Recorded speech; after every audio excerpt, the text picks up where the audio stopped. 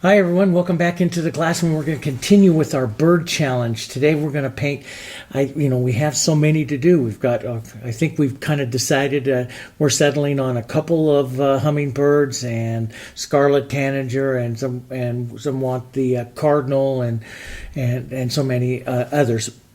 We'll get to them. We'll get to them. Might have to have more than 12 birds.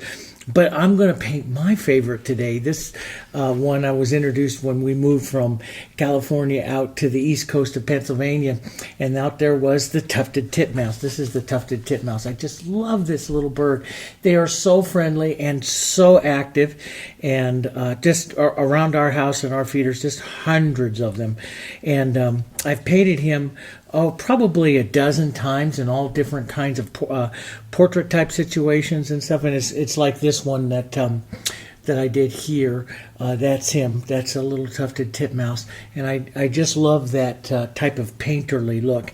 But all kinds of photos you have there. I found a couple of nice free ones out there. One on Adobe stock photos, which I like to use, others on Wikipedia, stuff like that. You can Google and find free photos. But there was this one. I love the angle of his head, but I like to see a little bit more wing. This is just not as much interesting with that much body. I like this one with that much body on it. And so I decided to put that head on this body. That's basically what I did. So what I did, or what I'm going to do here with this is I basically, so if you want to sketch him out, I basically make just kind of an oval here at about a 45-degree angle. So if you have a board here, this is 11 by 14 board. I just kind of draw it. That angle goes here. This will be the oval right about where I want him to be. Then I turn another oval slightly this way, right here on that. And basically what it is, you want to set the direction that he looks. So if you wanted to, put on that oval, and then I usually set a direction line, which is this line right here. And if you notice, it goes right through their eye and right through the center of their beak. Now I'm off just a touch here, a little beak just a bit low. I set a direction line. His direction is actually right about there like that. So I come right in that oval, right about halfway through, and set the line. And then right about in the center of that oval, because the tufted titmouse has a big eye. I mean, it is a huge eye. You put his big eye, and then you just point it up to a little beak. And then what you do is from the points of the oval here and here, you just draw it almost like a little pyramid shape. And then you can add a little wing and a little tail, and you got him. Add his legs out here, which we'll probably cover up because you know me, I don't like those on these little birds. And so I have my board here. This is 11 by 14. This is the tempered board that I had here all prepped up. I took, this is a medium white color if you have that, and it's just white, a little yellow oxide, and you could use anything to gray it, some burnt sienna and pine green together if you have those. You could use a touch of black. There's just all kinds of things. Just gray it slightly. So it's a real toned yellow. It's right about a value, right between value 7 and 8. Okay, so I'm going to start there. Now, picking out the colors, this is my normal palette that I use.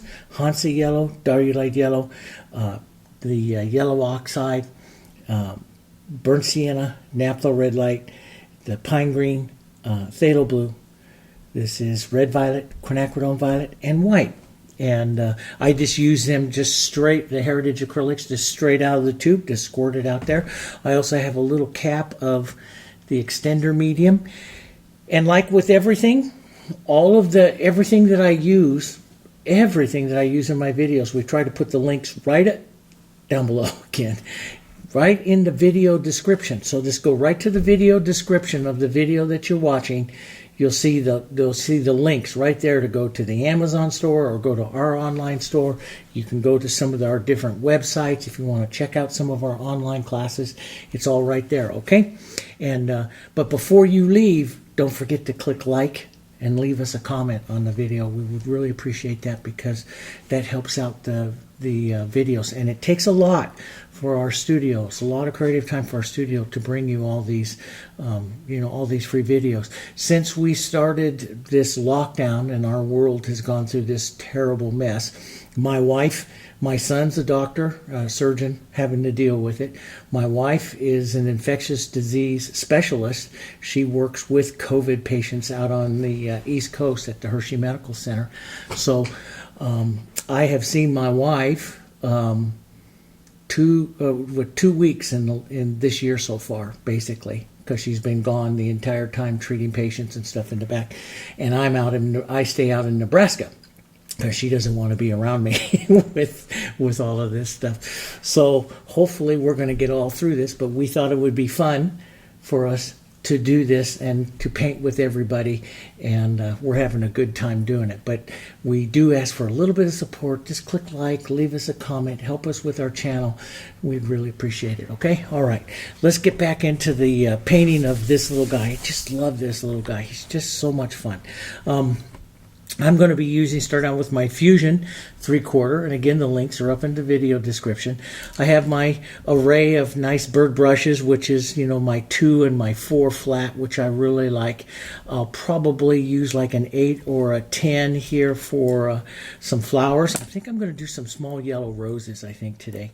And I do have my detail brush, my number 4 round for my birds, which I do like to use as well.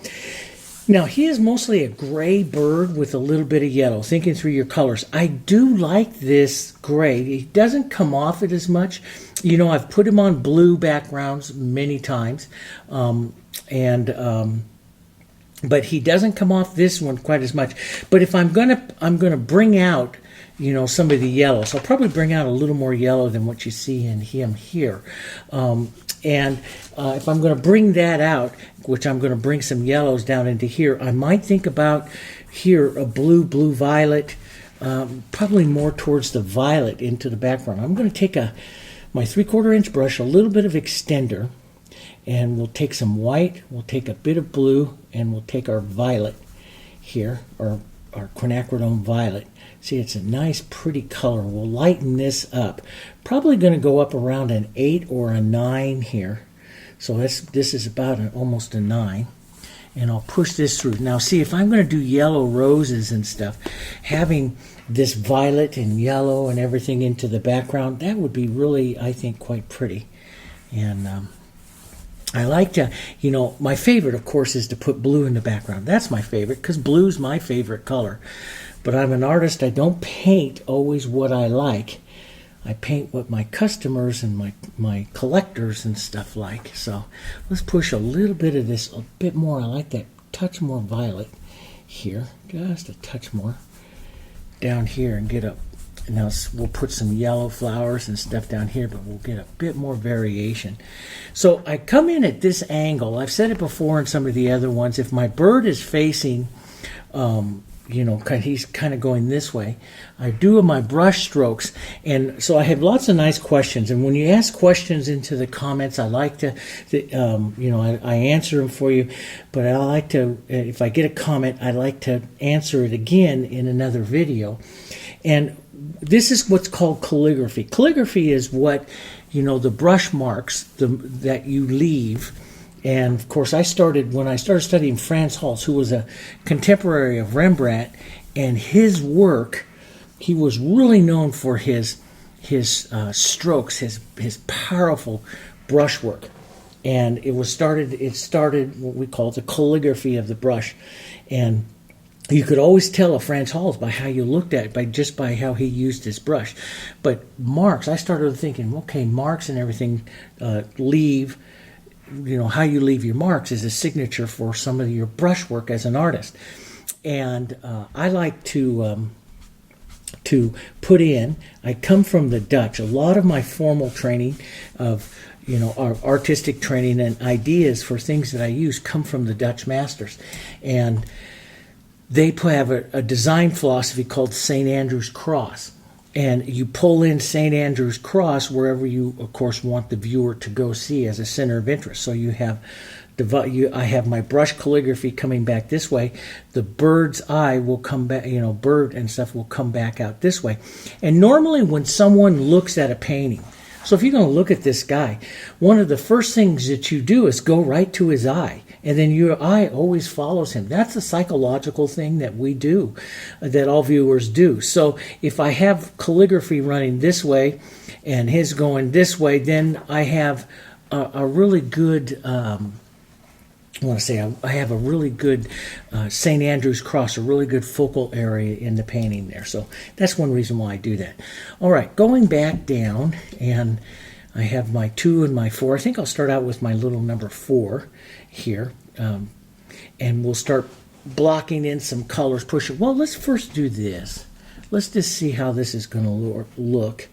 Let's just take some yellow oxide and pound in some yellows. This will make us a little braver with some of our other yellows. So I'll do some roses here, little yellow miniature roses, because I used to have those. Well, I do have those at the house out in Pennsylvania, and the little Tufted Tip Mouse just love those. So I was just going to push some around. We'll push some of this yellow. I'll let it just get soft, a little lost, and a lot of you know that I like lost and found edges of colors and stuff, and so I just kind of push that around, and so it's just kind of setting that in, and it looks really powerful here against this violet and stuff, but it's really, yellow oxide is a softer color, so that'll work pretty good. Now you could, while you're here, you could go in and set what we call the gaze of the rose, just to give yourself some ideas here. You can do that. And, you know, I usually pick out a violet or a little bit of burnt sienna and violet and put it with the yellows. Now, let me just show you something. His eye is going this way. So that's making you look this way. The last thing you want to do is set this gaze of this rose up exactly the same, because the two would be tracking exactly the same. So wherever you put the center of a little rose, wherever you make it look, that's where your eye is going to look. So what I like to do is create what the Dutch call, or what a lot of artists call, the visual journey. I don't want to create a divorce by what I call a divorce by pushing it this way, because you have him going this way, the rose going this way, and your eye is at the wrong position there for any of that stuff. So, but I do like to just gently take it off. So if he's going here, you know, I would either point one slightly up or point at him just a bit, okay, or point down, maybe point down just a bit here like this. So that would be a kind of a, so he's going up, this one's going down and out just slightly, and I think that might work better. So wherever you put the gaze, we learned this in the, you know, all the way back in our rose classes, our online classes. Those of you who are in the S105 and stuff, you know all about that. We talk all about the gaze of the rose. You know, how do you set up a nice flow to any of your roses? Now those two are almost the same, so I'm going to push this one back. So you can push it back and change it. You can look at the gaze. Let's push this one out just a bit here. Push that back out that way. See, that's a little bit better gaze, probably that. And we'll drop this one maybe out right between the two. So that one's that way, that one's that way, this one goes out that way. And this one will be a softer one. We'll push in an idea or so, one back there maybe. A little bit of that color just to go through, just light and have some fun with a little bit of that tone, a little bit of that color coming through here. And it's pretty when I just let myself go a little bit like that and just do a little calligraphy work. So there. So sometimes, you know, I mean, well, many times I like to start and get the bird in because that's my subject, but sometimes you can go through and figure out just how you might want to do some roses and put those in, get those started. Let's put a little extender, push in a little bit of green, and this will be nice because this will give this area time to dry up a bit while I work on the bird, because I don't like to blend. I'm not a blender. And because if the colors stay wet, they just, I fight them. I start to lose them or so. If you touch them too much, it all becomes one color. So in other words, if I push in here like this too much, it all becomes one color, and then I've lost all the movement. So I like to push colors on, give them a little bit, and stop it, and then let that dry.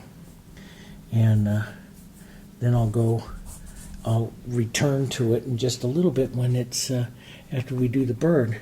Let's give him his something to stand on there here, and of course we'll probably change this a bit as we go through here. Some movement. There we go. Just some ideas. A little burnt sienna. Just use the chisel of your brush, burnt sienna and green, and just model that through. We'll end up covering about 90% of that up. But I just like the little marks and stuff for movements.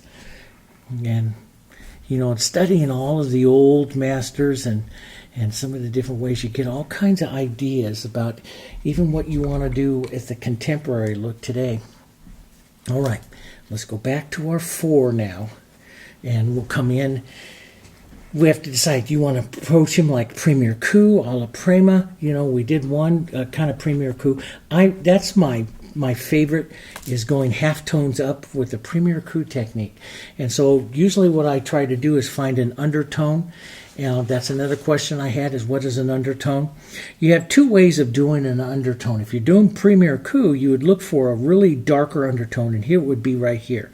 You'd see this kind of almost violet grayed undertone here, and that's what you would start applying to your shadow areas. If you're doing a la Prima, you would come up a couple of values lighter than that and find something, and that would be one right about in here, just a little bit more brown, a little bit warmer, and you apply that and and then go work your shadows, work your lights. I'm going to go with that darker, almost violet color. I'm going to go phthalo blue, a little bit of red violet. That's a nice, pretty violet. I'm going to gray it out with a little bit of pine green and some burnt sienna here. And I'll just mix it up right. See, I added that extender in here, so this area is still wet, which is kind of nice. It just adds a bit of that color. So now I have this real kind of darker toned, it's a dirty brownish violet. I want it just a touch more violet. And we'll start to find some of the undertones that where we want to put. So we're going to bring light in basically right in from this direction here.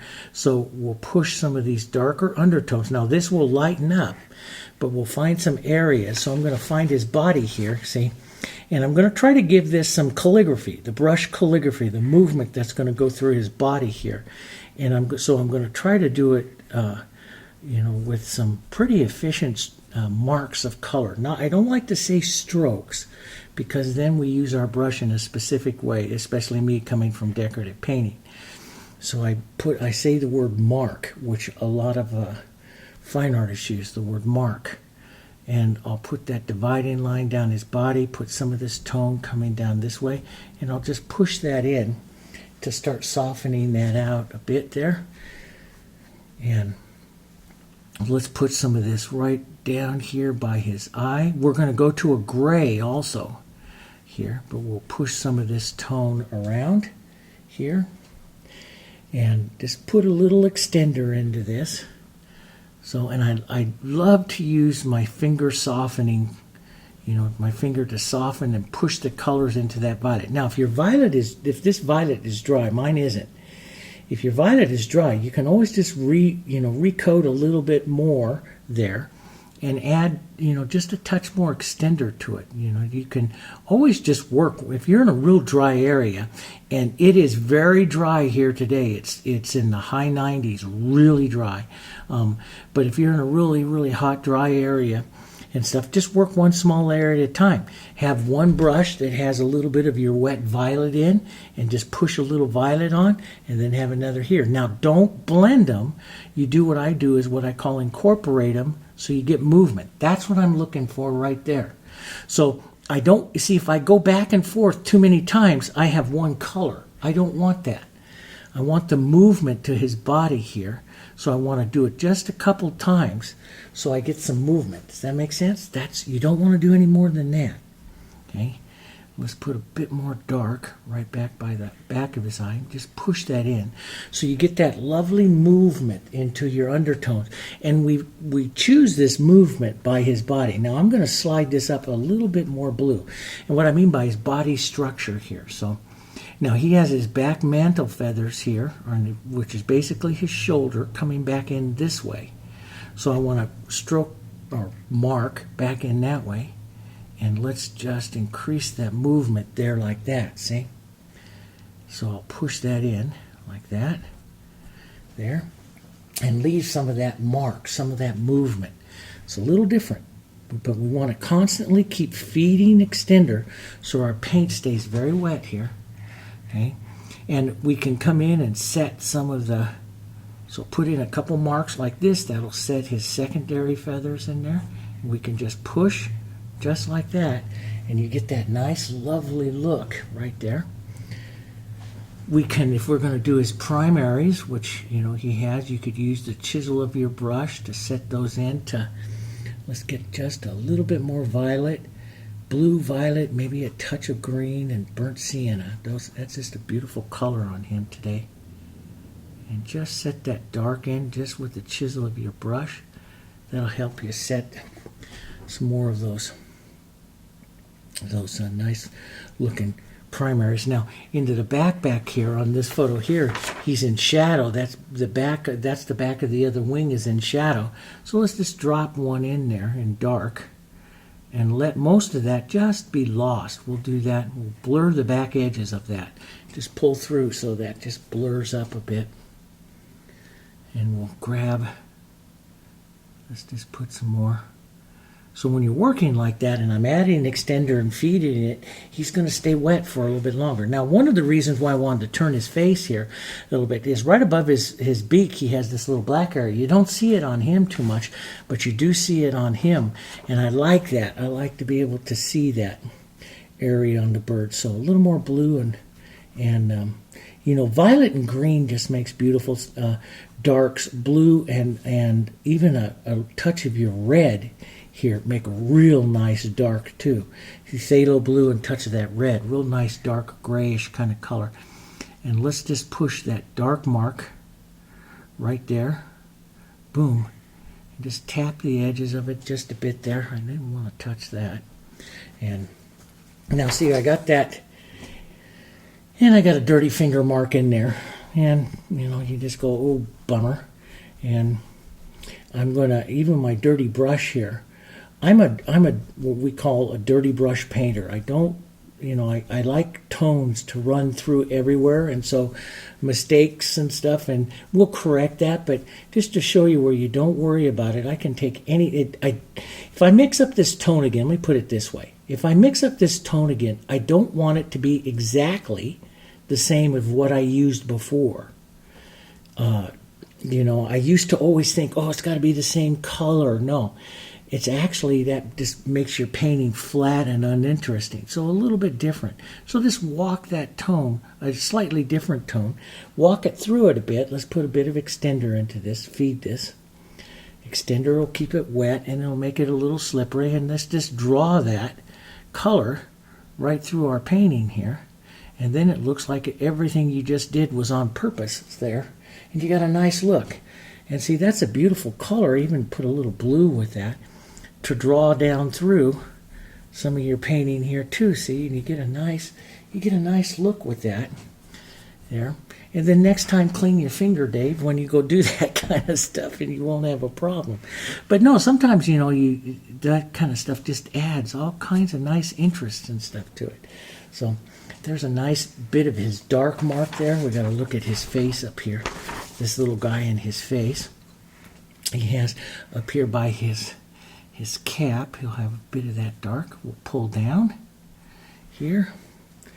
That dark, let's add a little burnt sienna to that gray and a little different. See, you get a slightly different tone. See the different tone that runs into that? That's what I like. And let's take that little warmer bit of that burnt sienna, maybe some of this other kind of gray, and we'll run that. So his boom, here's his top cap, and then the strokes, the marks go down following the contours of his body. So you mark this way, this way, this way, put it in the contour of his feathers there, see? Let's take some of that gray, that's a lovely gray, and pull that down for this side of his face there too. And pull that down.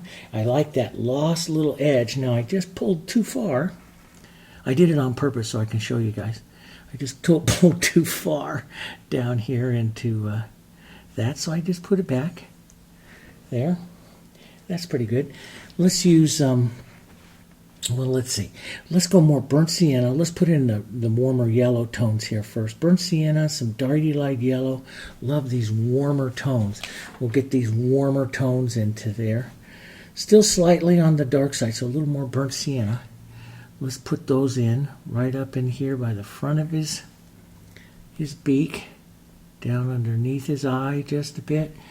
There's a touch behind his eye here, and let's pull down his neck here, and we will go down into his body here just a bit with some of those tones. Push them off here, just, you know, get some movement and stuff to them there.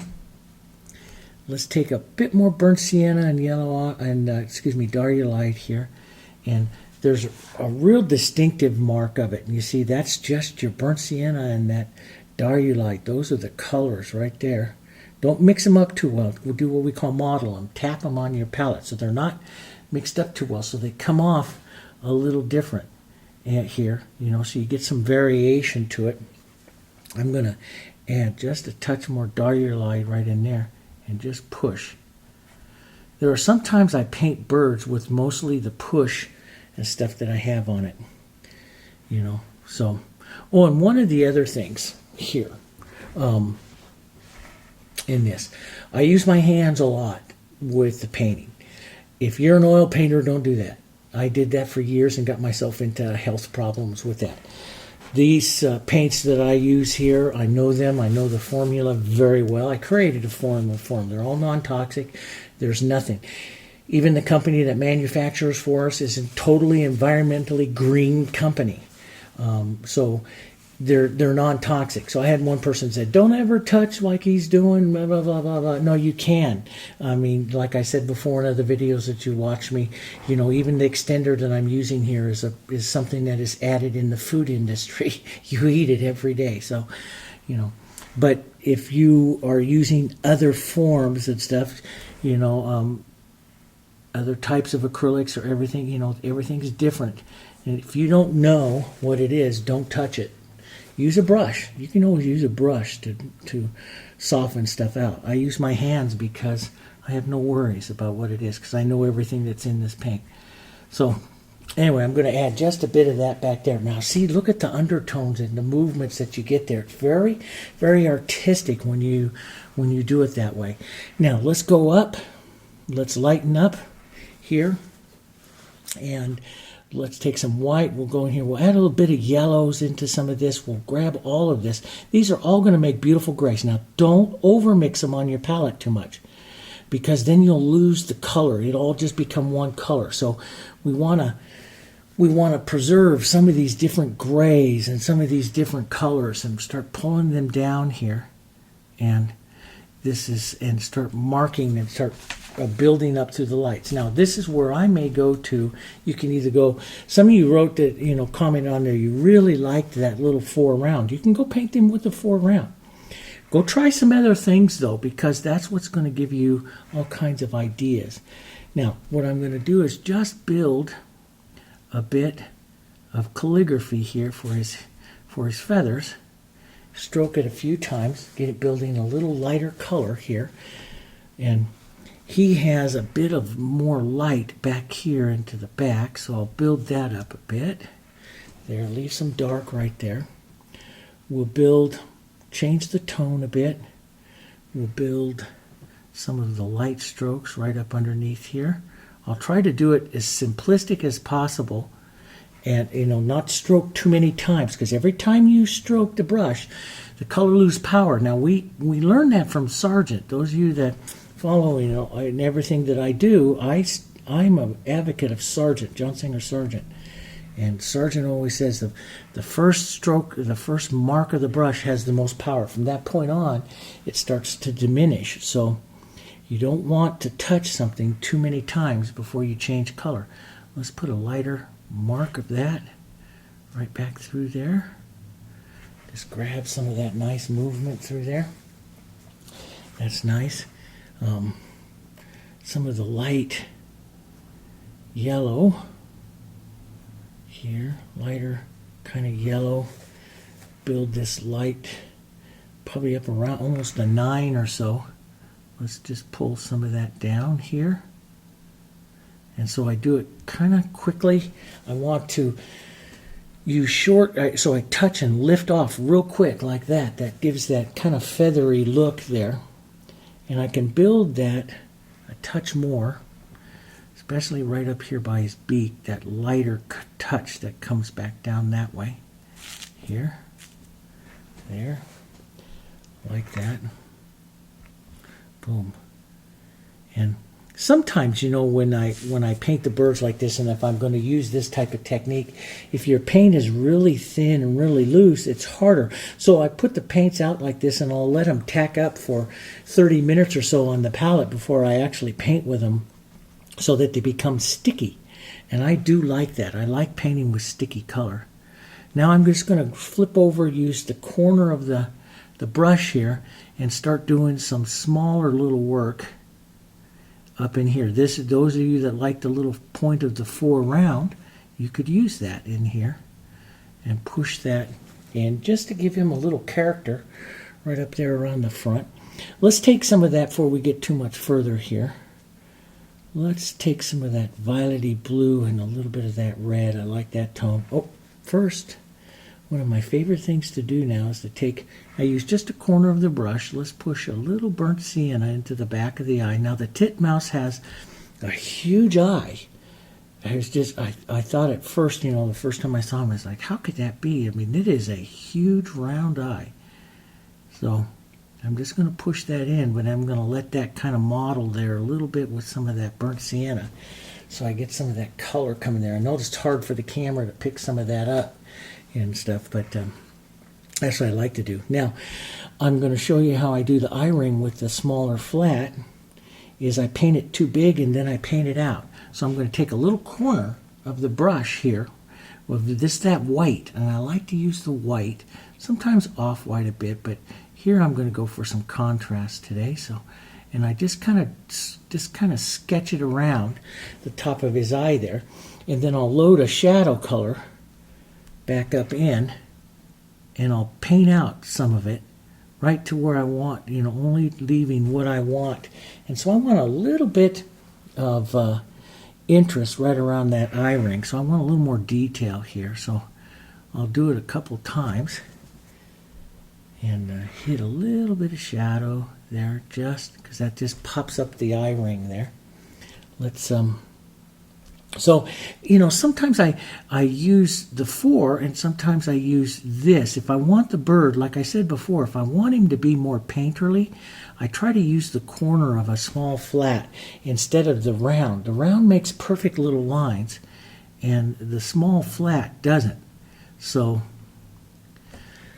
there we go. Now, and sometimes you'll get his eye off shape, and so you just push it back. It's easier to push it back and push it back into shape with the dark than it is pushing with the light. So here, I'm just going to push that in just a little better and then just take it out. I'll show you again.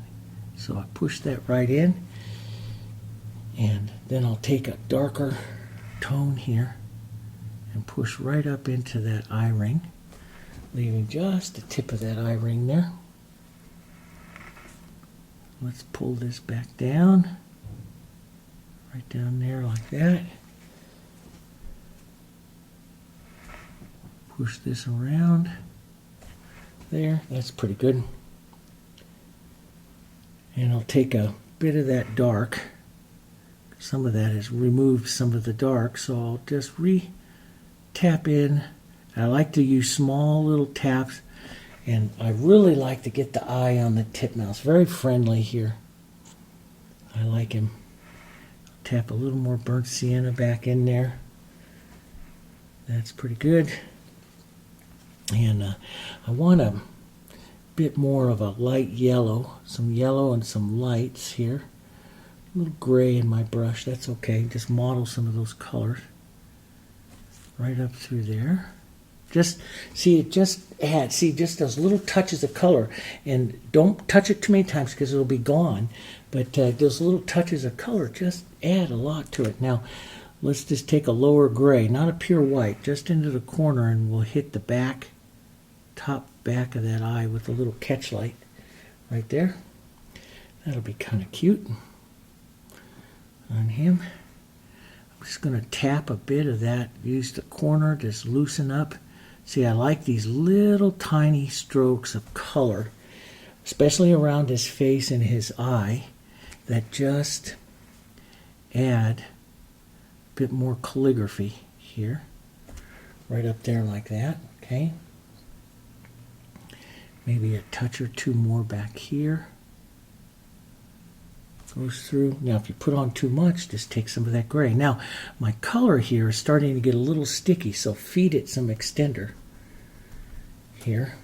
Especially when you get it right about to the right consistency you like, then I'll feed it extender to keep it at that. I'm going to pull some smaller back out. We'll take some of this blue, burnt sienna, make some different grays here, and pull back and forth into that to just create the movement. So if I'm doing a really detailed painting, you know, my really expensive bird portrait ones, you know, I'll go back and forth like this 5-6 times.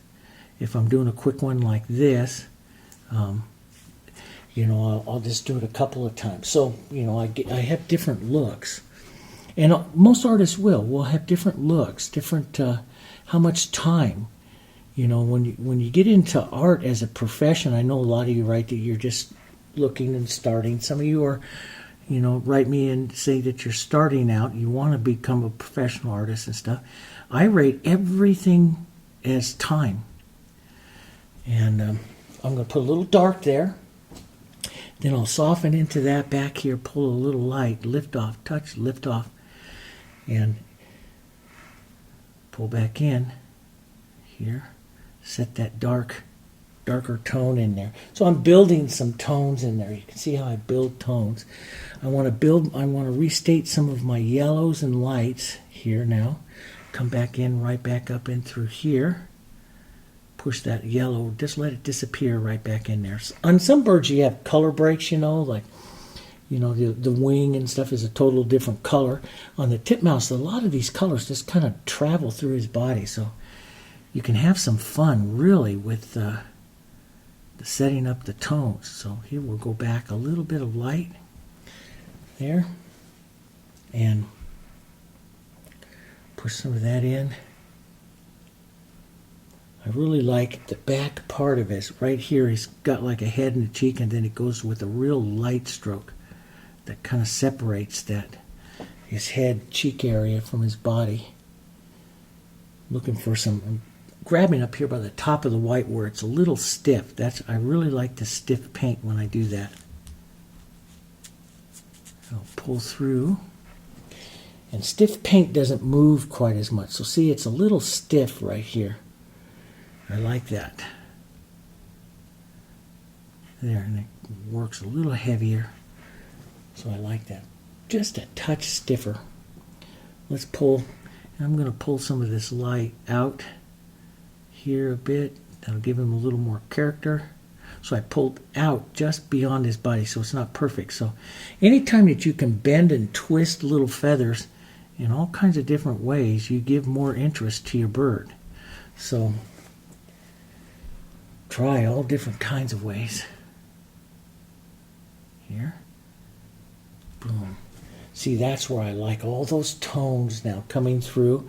And then I can take some stiff paint on top and put some light feathers right up on top of that. There. I like that. Let's go back just a little lighter gray right through here. I'll push that stroke on. Then I'm going to take a slightly darker gray and just work through it a bit. there, just to put some more tone interest in. And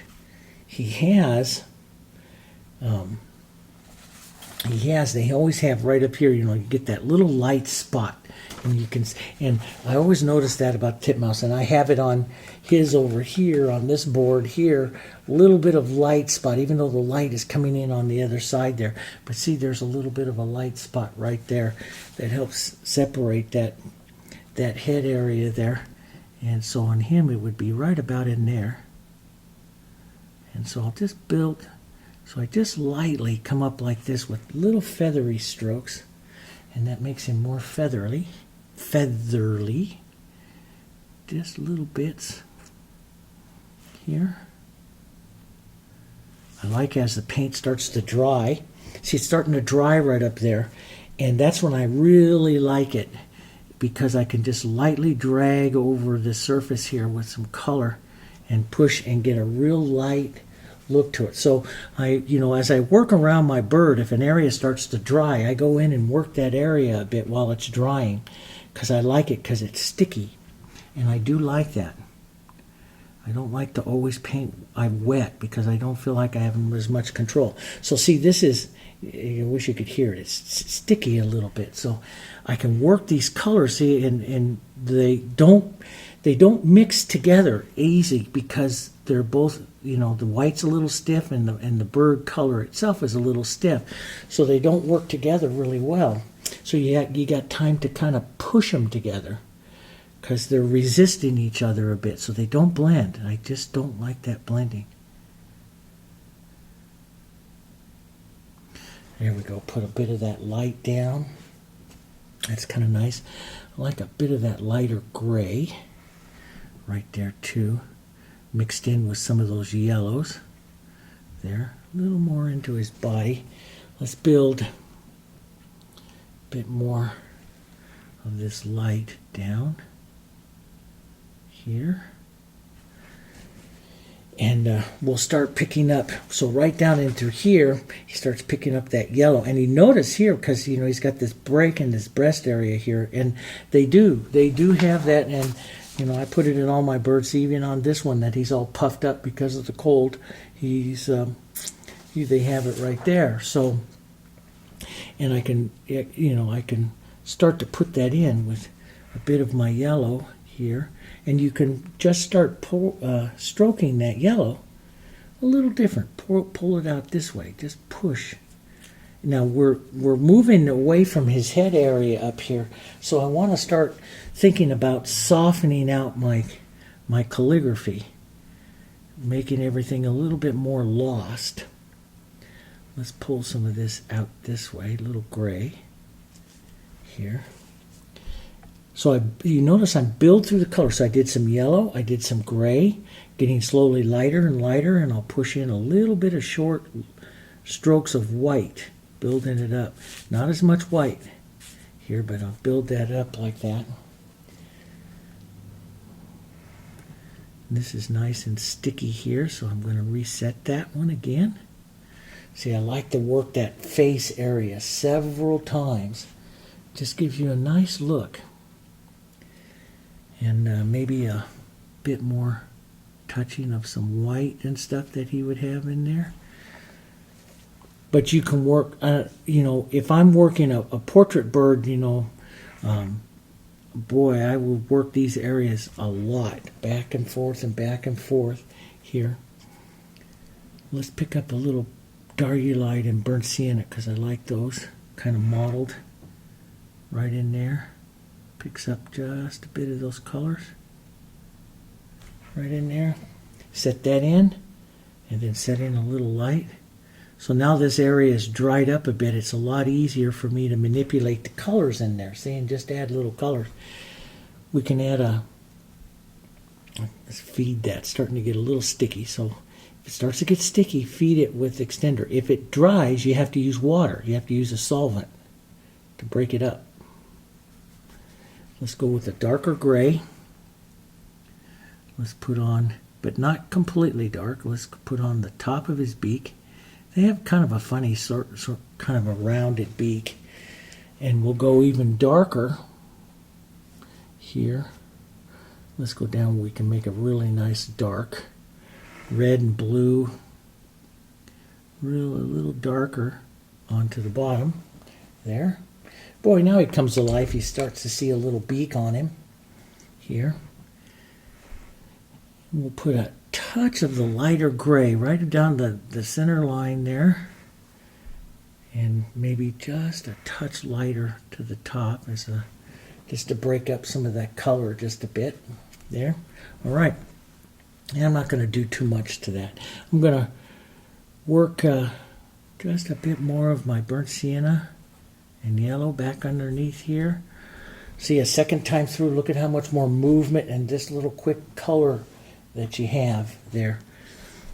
Works great. Let's put a lighter little bit of gray, these secondaries right in here. We'll bring those out just a bit more. Maybe and I don't like to, a lot of times, you got these primaries and they got a lot of like a little detail like in between there. It's hard to see on the photo, but you see the line detail there. I don't always like to put that in. I generally do, but I don't always like it because those lines, I like to be more painterly with it and just run my finger through and give a nice look, a painterly look to it here. But we could be a bit darker. Let's put a bit of burnt sienna in that, so it's just a touch warmer. Pull down, get a nice beautiful gray there. They are beautiful gray birds, all kinds of colors. Get a bit of my darker tone here again. And right up here on the front of that, they do have some darker bands. So we'll make sure we do indicate that color in there, like that. Drop just a bit to that back. I just want to get some nice movement in there. I don't want to be too precise, so I'm going to leave some of those lines out on him. There'll be other birds we'll do that we'll put those in, but I'm probably going to stay a little softer on him. Let's go back with some of our softer grays here. Put in the side line of his tail and back here to his tail coverts, and then pull up. So we got just a soft, let's put a little background into this gray so it's a little softer color. Just drop in the bottom part of his tail there. Just pull up there. We'll take some of that soft color here and let's just push in the back of his shoulder there. I'll leave most of that lost and stuff. I like the lost. Makes him kind of fluffy, Now, I've got a kind of a division line there, and they do have that, and he does have that, but I don't like it too much on him, so I'm going to take a little yellow, push into that, and see, I'll just break that. There's a little line right there, so I'll break that. Take some stiffer white, just pull through that a bit. There. Kind of have a clean finger. Pull through. I could always, and if you get anything like that, stroking down some of the other side. Now this would also, those of you that want to get a lot more detail, this would be if you really want to detail him up like I showed you in some of the others, this would be a great place to start building up some whites right in there and really kind of detail him up. Because you can bring this, this light color up quite a bit right up in here. I'll do it here with my little 2. And see, now this is all kind of sticky right in there. So I like to kind of feather draw with that little 2. See, now I'm getting some texture, and we'll use some stiff white, just kind of drag through. See, this, you leave some of those undertones there. You just get a beautiful toning and building of his body there. We'll put a couple of big strokes down here, down his body. Here like that, I'll push back off so I can leave that lost edge. And we'll use not quite white, a little bit of gray into it as we build down. Now I'm going to round down his body this time, my calligraphy, pulling down, rounding down his body here, because that'll round him up. See, I'll leave some of those brush strokes like that. So you try to do it quick, and you let what happens happens. If you go over that area, you've lost all of your movement. So you'd have to reset your darks and do it again. You could, but you'd have to reset it. So, try to work very quickly. Just, 1, 2, 3. Get out of there. Maybe push a little bit of movement with your finger, and just leave it. And it's hard. Boy, that was, to me, was one of the hardest things. I'll use the chisel of the brush here, drag some of that color, that tone there, right up over the edge there, so he becomes a little more hairy there. I like that. I like to push those light little strokes up over the edge of his wing to set his wing into his body. So I'll add a few there. And we'll push this down this direction here, because that's where his wing would be coming in. So you can see, this is what we would call the calligraphy, which we're using contouring, following strokes here for our calligraphy, but that would be called the calligraphy of it here. Push a bit of that back in there like that. So you can see here, into this guy here, he's got all kinds of little calligraphy. It goes up that way, goes down that way, rounds down his body that way. So there's all kinds of nice calligraphy you can look at to follow. Let's push a little bit of that calligraphy here on the bottom, right through like that. Maybe a bit more than what I actually see in the reference photo of light pulling. That would bring out that leg right there. I do like to, even though I don't like painting the feet, I do like to bring their legs out so that you can see them. So he's a real fluffy little guy. So if you don't, want him so fluffy, just go back over his colors again and soften him out. But I am kind of liking him fluffy. As a matter of fact, I want to put just a bit, another stroke of light back here. Pull that forward on him, right like that. So we see some of that. That's really kind of nice. Maybe bring out the highlight here in his chest, his breast area here, just a bit more. And instead of pulling down, I'm going to pull out slightly. That'll turn his body out just a bit there, like that. I kind of like that. Let's put a little bit of violet into this, so this color is softer against the background. And just build up his outside edge there, just a touch. Maybe a bit of our yellows in with a touch of these grays right down in there to push some of that color in. You get a bit of that. And then you can leave, this is up to you. It's just like, a few little strokes of calligraphy here for movement in his body. And you kind of leave that. So he is really, fluffy. I kind of like him here. Let's just bring this back in just a touch more. So if you define that edge, then he's not quite as, see how I defined that edge there? He's not quite as fluffy. That's the lost edge. So I'll bring in just a little bit there, because I do like the lost against the found of the edges here. There we go. So now he's really kind of fluffy. Here we go. Let's go paint us up some quick roses. We'll have to decide, do we want to build up? I mean, on the body that it's here, he's built up more through the chest right there. I might just take my bigger brush. Instead of doing it with the small brush, we'll model the color here and do it with the bigger brush and just build that just a bit there. A little bit more color right up through there.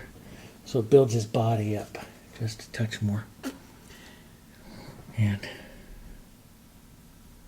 put a little bit of that softer mottled color through. Here we go. I think that's enough. Let's build some nice, pretty, fun roses here. We'll paint right over here by our violets so that they can tend to stay a little soft. Let the violet, see the violet mix up into it here so the colors stay a little softer, a little quick. We'll have some additional colors, but let's try to keep them, we'll put in some additional yellows where we want them. Like I may want to take a little Hansa Darulite right here and spot a little bit brighter right towards the titmouse there. Take a bit of white. So you want to, I'll put in what are called found edges. So I'll pick up some color here right on the edge like this, pull in and put in a nice little found edge of a petal right like this. And what they're doing is they're really kind of pointing you right to the titmouse here and saying, go look at my bird. My nice fluffy bird. He's a real fluffy guy. Go look at him. So and I learned that, again, from studying the Dutch. The Dutch did that all the time. They directed petals to direct the viewer on what they call their visual journey. I'm going to take a bit more dark, some reds, some yellows. I like all the different tones, and reset a different moving center there. A little bit of color out there like that. You push through that rose again, see, and it gives you just a little bit more movement. Let's take a softer bit of our yellows here. We're going to paint these really casual here so that they don't take away from our fluffy little titmouse bird. We'll just come around a bit. Let's put a bit more white here. Lighten up the front of that. Bit more yellow. Soften around there like that. That's kind of a pretty easy little rose there. Let's put a bit more white. Well, maybe we'll do a angled petal down like that. You gotta watch the number of petals that you do too. Let's put some yellow, some of our violet here. So it's a little bit of a shadow, and remark that bowl. Always find your bowl. Always redress your bowl.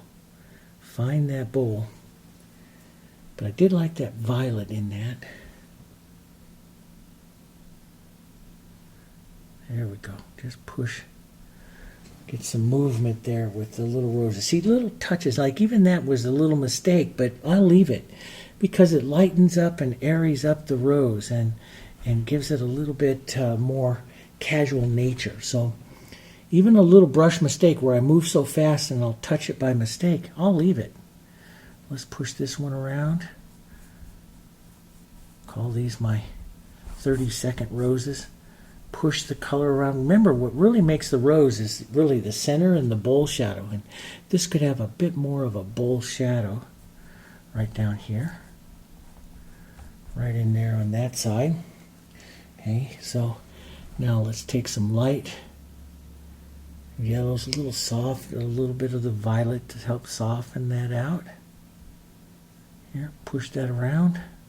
I love pushing the color to get the interest. Let's draw. There goes that lovely leg that I put in there. Bye-bye. I don't, though, that's the one thing is, when you're painting casual and you're painting fast, I don't watch my other elements to try to avoid something, because then the rose stiffens up. So if it's gone, it's gone. If you want to put it back, put it back. Put it in front. Push this rose petal back and put the bird back in front. So, but don't avoid it as you're painting, because then that rose will look like you avoided it. Let's keep that nice and casual there, like that. That worked out pretty nice. Let's restate, and again, it's the center that really makes it. So I'm going to restate this, open up this rose a little more, a little touch more contrast into it. Pull that down. That's really kind of a nice, let's push some of that color back into that one. There, like that. And feed a little extender if it's getting too dry on you or sticky on you. Let's take some of this soft Going to make sure I add some more of this violet up here. Light violet. I'm using that to soften my yellows here. And it does, it'll graze them out. See how it softens and grazes them out. And it makes a pretty softer color, especially let's add just a bit more yellow. So I'll paint, as I'm painting the back ones here, I'll paint between the yellow and the violet here to set some soft lost ones into the back. Ideas of the roses. You don't have to have perfect roses back here. What makes the rose shape, though, take a little bit of that violet. Let's darken it, gray it here so it's not quite so intense. Yeah, that's it. See, it's not quite as intense as what is right up there. So a little bit of your grays from your bird, which is another way to add good harmony. Here. Push that in, push that around. Here.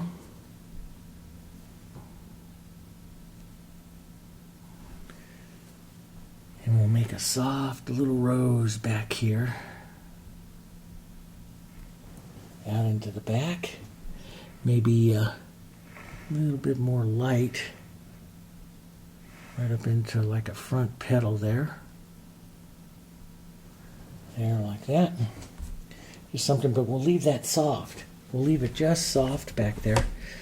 I'm going to bring up, we'll push both of our yellows here. I'm going to bring up the lightness. Here, Hansa yellow, Dahlia light yellow, white. And I've got a bunch of that violet in my brush, so I'm going to pinch wipe that off and bring that up a bit more here and restate this petal here on that. I like that. See, it's a softer, not quite as yellow. It's got a little bit more white in it.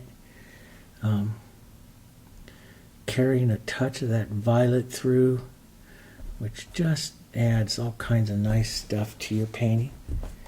Carry that violet through. Let's take just a touch of that right out here. Boom, there. Now, before I forget, let's take just a chisel of our brush here, and we'll add the idea of his little feet there. Maybe a touch of the blue-gray in that.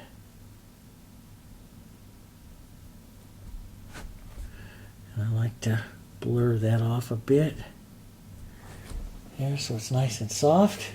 So now he has feet here. And let's go paint a couple more softer yellow ones. Let's just actually round that one just a bit. So that's just, you put in just a little bit of a found edge and you round that around. I'm an edge painter. I like that. Let's go softer, a little more bit of the violet into it so it's not quite as bright. So you can see how it softens that whole rose. See, it's not as bright as that one is there. So just a little bit of that violet, and it's real pretty because it's just making it more harmonious with the background here. Let's add a couple of little petals right here. Boom. Push through. Push them into the bowl. If you're watching this video for the first time and you want to see roses, we have an entire rose series on it. And then if you want some additional instruction where I break the roses down even more simplistic, then that's the S105 class in our online classes. The S105, the Paint It Simply Roses. And I'll just tone that down a bit. Soften that down. Come back out here, let that just violet kind of take over a bit. See, it just makes a soft little. And let's just add a soft, lost little idea of the rose here. More than anything else, it's that center. I'm just going to spin a little bit of this color to the back here. Soften that out just a touch. There we go. I do want to add, I constantly, when I'm painting, I'm looking back into my center of interest. I want to add a bit more right up in here on that rose. This is a powerful rose, and the bird can handle it. The bird has enough contrast to handle a little more contrast on this rose here, right up there. Want that one and this front petal here to really pop, because this is the triad, the center of interest of the painting that I'm building here. There, like that. I like that better. We'll put a petal or two right there on this rose. There. That's kind of nice. So a bit of that. You can take some of that brighter yellows and stuff that you have and just hit it in a few areas to help carry the color. Also, hitting it in a few areas on the bird is a good idea, because it brings the harmony back to them as well. Maybe a yellow with a little bit of light right in there. That's kind of pretty. See, it picks up that little bit of glow right there, through there, like that. Might be a little bit too much, but we can always push a touch of white on top just to settle it a bit. There we go. Now, let's take some real soft grade yellow, slightly yellow with the light here. Put a little extender into that. And just lightly shape some ideas here. Real quick. 10-second roses here. Put on a bowl, a couple of ideas of reaching petals. That's just about it. Don't forget you can do like little bud shapes out there. And a few other just marks of color to make the lost edges back there. So you take some of that, push that around, try to stay out of his tail there. Make those lost edges. Some of these other, and if you want something to look more like a rose, let's say for instance I want to drop this in right in here, make it look more like a rose. Let's take some of our real soft grade violet color and just give the indication of a center and a shadow, bull shadow, see? And you have a soft little rose back there. Now, that's quite a bit of toning difference, so I could bring them up a touch closer just by making this just a little bit brighter in a few areas there. And so I just bring that rose forward just a touch more here. I'm always watching the interaction of my tones there like that. Let's push this right into a rose here. Yeah, push that around. Go back into that center there. Let's add some soft here violets. Just a soft little rose back there. So you got to decide, is that too quick for you? Do you want to bring these closer together? How do you bring them closer together? Well, once you've set up like your found and your lost ones, then you can take your brighter color like this, add it to your palette, maybe a little bit of your tone in there, but then just start slowly adding little touches of it, and you see the more I add, the closer that rose starts to come. So I can put a bit of it right in there, and that starts to bring that rose just a touch closer. If I added a touch of light with that, that would come just a touch closer again, right there. Maybe a little petal right there like that, and that'll come forward. Don't want to do too much because his little beak is right there. Okay, so you're controlling it. You're controlling the depth here.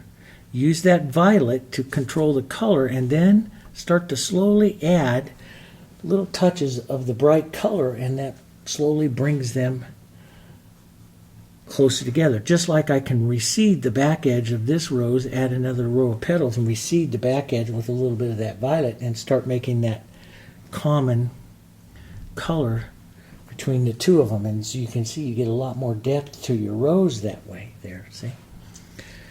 Works. Color theory. Love it. Let's take some green, burnt sienna, and we won't get too wild and crazy with our leaves here, but you can do some negative painting to pull out and address a few leaves here. Some negative painting. Let's watch the value contrast, though. We don't want to getting real close. I don't want to get any darker than what I have on the bird. Pine green, burnt sienna. You could cool it with some red violet to really get a nice contrast color there. That's up to you. I can gray it, soften it with some of my violet color to push a nice softer leaf right back there. Something like that. Maybe a bit of a darker side to it. So, boom. You know, a lot of fine artists, they do what we call, I call it the leaf that's cut in half. So they'll do a light side, and then they'll do a shadow side stroke. So you get a two-tone leaf like that. All kinds of ways. Let's push just a bit of color, a bit of this. Let's soften gray with the violets and some lights. Real soft lights coming through there. They're fun. It's fun to kind of plan out, paint a little painting like this. Get a nice fluffy little titmouse bird there. He's a great little guy. Here, boom, down. And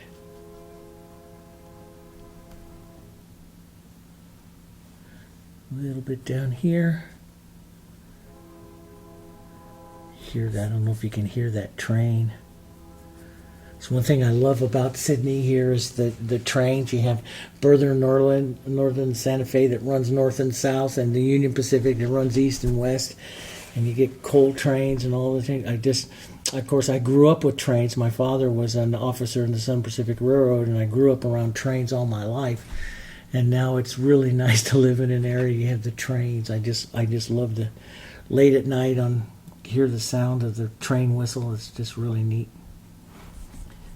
So we'll push that through a little bit more of that yellow there. Just how much you do is up to you. You can push a shadow in with that, push a little color, a little more contrast there. Just a bit. You can even, take some of this right up over towards a burnt sienna color. That would be pretty as well. And, drop in like the idea of a stem line there. Go out towards your violets, though, real soft as you go out to the outside. Let these colors just kind of diminish down there like that. And have it. Now, so if you, going back here one more time, if you want to take your bird, if you feel he's a little too fluffy or so, just take a brush with some of your grays, give him more definitive lines, to the outside like this, and he won't be quite so fluffy here like that. So see, I'm bringing him back up just a bit more into shape. That is up to you.